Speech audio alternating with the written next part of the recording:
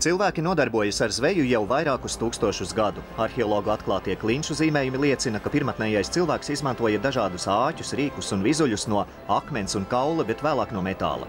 Šobrīd, pateicoties mūsdienu ekipējumam, zveja ir ne tikai hobijs vai azartisks sporta veids, bet arī personīgs bizness.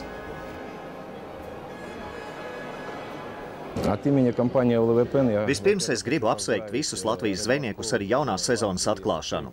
Novēlu viņiem labu lomu, labus rīkus un gūt lielu baudu no makšķerēšanas procesa. Mūsu kompānija nodarbojas ar zvejniecības profila preču un apģērbu piegādi Latvijas tirgumu.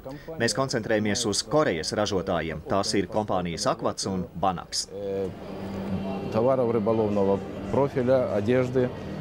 И, значит, больше всего акцентируемся мы на корейском производителе. Это компания Акваз и Банакс.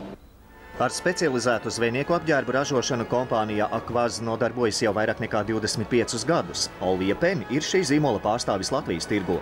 Tas ir ļoti pieprasīts Latvijas zvejnieku vidū, tāpat kā kompānijas Mikado produkcija.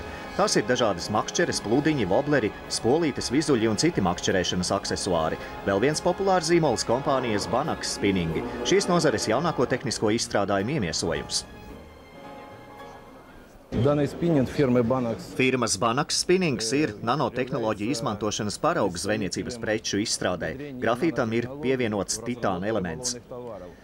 Šis ir ultra vieglais spinnings ar testu 5,15, bet es varu atļauties šo slodzi.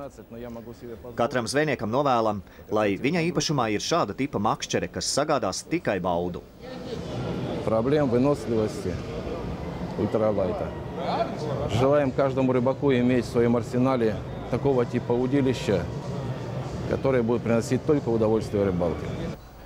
Olvija Pen var atrast daudzus pieprasītus zīmolus un iegādāties visu nepieciešamo tam, lai zveja jūs iepriecina ar lielu lomu.